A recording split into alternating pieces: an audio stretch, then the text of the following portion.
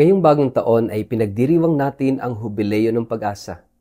Itong siguradong pag-asa ang nagbibigay sa atin ng tapang at lakas dahil nanggagaling ito sa ating malalim na pananampalataya sa Diyos.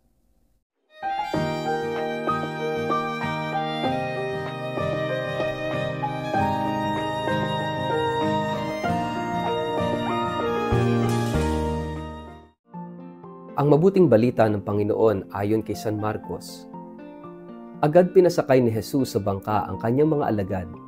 Sila ay pinauna niya sa Betsaida, sa kabilang ibayan ng lawa, habang pinapauwi naman niya ang mga tao. Matapos magpaalam, umakyat siya sa bundok upang manalangin. Pagsapit ng gabi, nasa laot na ang bangka habang si Jesus ay nag-iisa sa pampang. Nakita niyang nahihirapan sa pagsagwan ang kanyang mga alagad dahil pasalungat sila sa ihip ng hangin. Nang madaling araw, sumunod sa kanila si Jesus na naglalakad sa ibabaw ng tubig. Nang malalampasan na niya ang mga alagad, nakita ng mga ito na siya ay lumalakad sa ibabaw ng tubig. Akala nila siya ay isang multo kaya sila ay nagsisigaw. Takot na takot silang lahat. Ngunit agad na sinabi ni Jesus sa kanila, "Huwag kayong matakot. Ako ito. Lakasan ninyo ang inyong loob." Sumakay siya sa bangka at pumayapa ang hangin. Sila'y lubhang namangha sapagkat hindi pa nila nauunawaan ang tungkol sa pagpapakain ng tinapay. Hindi pa ito abot ng kanilang isip. Ang mabuting balita ng Panginoon. Word of the day, hear what God has to say.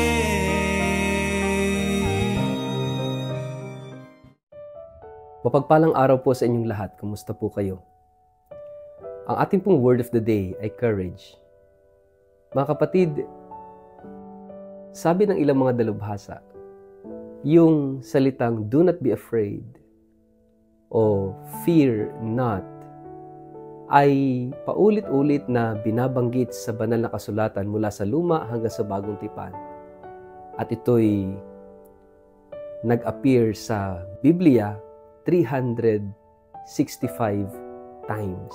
Depende sa translation, pero most probably yung exact translation ng Bible ay 365 times na paulit-ulit na sinasabi itong pananalitang do not be afraid, fear not. As if 365 days sa isang taon na para bang araw-araw tayong sinasabihan ng Diyos, huwag kang matakot. Magandang salubungin natin ang bagong taon o simulan natin ang bagong taong na ito na dala-dala ang mensaheng ito mula sa Diyos. Huwag kang matakot. Bakit? Kasama natin ang Diyos. Hindi ba't ito ang mensahe ng Kapaskuhan, ang Emmanuel, at tapat ang Diyos sa kanyang pangako? Ito ang ipinagdiwang natin at ito rin ang mararanasan natin sa pang-araw-araw nating buhay, na sa taong may malalim na pananampalataya sa Diyos, siya'y puno ng pag-asa. At dahil siya'y puno ng pag-asa, walang takot sa kanyang puso na harapin ang dilim, harapin ang pangamba at takot, harapin ang mga panganib, harapin ang kinabukasan, harapin yung kawalang kasiguraduhan, na mayroong lakas ng loob, puno ng pag-asa dahil sa pananampalataya sa Diyos. Ganito naman yung buhay po natin, di po ba? Para tayong yung mga alagad ng Panginoon dito sa ating ebanghelyo na sumakay sa bangka at tatawid sa kabilang pangpang. Subalit nakita ng Panginoon na sila ay nahihirapan sa pagsagwan dahil pasalungat sila sa hangin. There are also times na nakakaranas tayo ng mga hirap sa buhay. Na para bang yung buhay ay hindi pabor sa atin. Para bang salungat, no, yung ating pagharap sa buhay. Kaya minsan nakakapagod, minsan panghihinaan ng loob, minsan mahihirapan talaga tayo sa buhay. Na para bang, bakit ganun palaging may hirap sa buhay natin? Napakaganda ng pagsasalarawan, ng karanasan mismo ng mga alagad, no? At sila'y gabi pa na inabot na ng gabi sa kanilang pagsasagwan, pagtawid sa kabilang iba. Alam nyo, napakahirap po nun na pasalungat ka na sa hangin, may alon, no? Tapos gabi pa, madilim. Minsan hindi natin alam saan ba tayo pupunta. Pag madilim, hindi mo alam yung tama pa ba yung direksyon. Minsan, tapos yung struggle pa sa pagsagwan, no? Napakahirap. Dahil pasalungat sa hangin at alon, syempre. Minsan ganun yung buhay natin, di po ba? Pero, ang mensahe ng Diyos, huwag matakot. Kaya sumunod si Jesus, kaya lang minsan, madaling araw na, no? Maganda yung sinasabi ng ating ebanghelyo dahil minsan, kapag tayo ay sumasagwan sa dilim, sa lungat sa hangin at alon, minsan parang, nasaan ang Diyos? Nasaan na si Jesus? Bakit iniwan niya tayo? Pero may karunungan ang Diyos. Nandun ang Diyos. Nakikita niya tayo. Nakikita niya lahat ng mga struggles natin sa buhay. Nakikita niya lahat ng mga pagsusumikap. Kaya nga, sumunod si Jesus sa kanila. Akala pa nga nila si Jesus ay multo.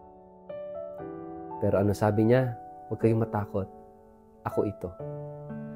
At ito rin yung mahalagang mensahe sa atin sa simula ng taon na ito. Ito rin yung gustong sabihin ni Jesus sa bawat isa sa atin. Ano man yung pinagdaraanan mo sa buhay, ano man yung struggles mo sa buhay, ano man yung hirap mo, huwag kang matakot. Do not be afraid. It is I. Nandun si Jesus.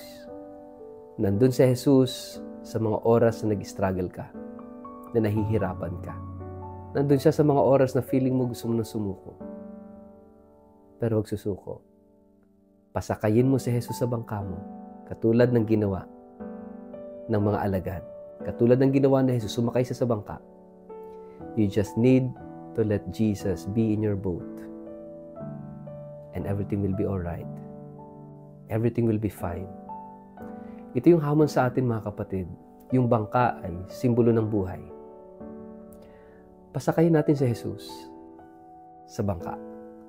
Ibig sabihin, papasukin natin siya sa buhay natin. And if we allow Jesus to come in, magkakaroon ng kapayapaan, magkakaroon ng kapanatagan, magkakaroon ng kahinahunan sa ating puso at isipan. Sapagkat alam natin na si Jesus ang bahala sa atin. Yun ang magbibigay sa atin ng lakas.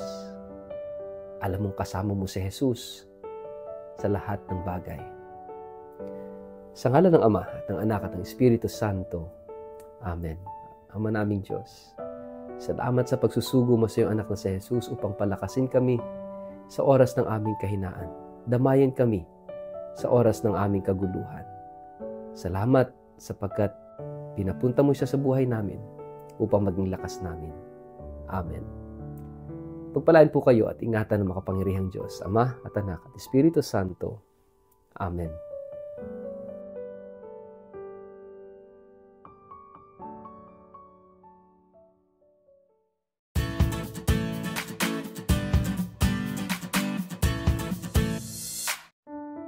Mapagpalang araw po sa inyong lahat. Inaanyayahan ko kayo na makibahagi sa isang natatanging pilgrimage sa Eastern Europe bilang bahagi ng Jubilee of Hope. Isang pagkakataon po ito upang mapalalim ang ating pananampalataya, mas lalo pang mapalapit sa Diyos at maranasan ang mayamang kultura at espiritualidad ng mga bansang ito. Ang mga tampok na lugar na atin pong bibisitahin, unay ang Sanctuary of the Divine Mercy at Shrine of St. John Paul II sa Poland. Tuklasin natin ang kahulugan ng awa ng Diyos sa pamamagitan ng pagdalaw sa mga lugar na ito kung saan isinilang at naglingkod ang Santo Papa ng awa si St. John Paul II. Pangalawa, ang debosyon sa Infant Jesus of Prague o Santo Niño de Prague na matatagpuan sa Czech Republic. Palalimin natin ang pananampalataya sa pamamagitan ng debosyon sa banal na sanggol na si Jesus. na kilala sa pagpapagaling at pagbibigay ng mga biyaya. Ikatlo, yung Marian Devotion sa Medjugorje sa Bosnia and Herzegovina. Damhin po natin dito yung kapayapaan at mga mensahe ng mahal na Birheng Maria sa lugar na ito ng debosyon at mga himala. At marami pang mga simbahan at santuaryo sa Austria, Czech Republic, Slovenia, Croatia at Bosnia and Herzegovina. Bisitahin ang mga makasaysayang simbahan at santuaryo na puno ng kagandahan, sining at espiritual na kahulugan. Bakit nga ba dapat mong sumama? Dahil una, ito'y isang bihirang pagkakataon upang mas lalong mapalapit sa Diyos sa pamamagitan ng panalangin at pagninilay. Makasama ang iba pang mga mananampalataya ang nagnanais na lumago sa kanilang espiritual na buhay. Siyempre, ikatlo, tuklasin ang mayamang kasaysayan, kultura at pananampalataya ng mga lugar na ating bibisitahin. At para po sa mga interesadong sumama, agad na makipag-ugnayan po sa 0917-5860141 o 0917-823-8461. Huwag po nating palampasin ang natatanging pagkakataong ito upang maranasan ang biyaya at inspirasyon ng Jubilee of Hope. Halina po at maglakbay, magdasal at magdiwang ng pananampalataya natin sa Diyos.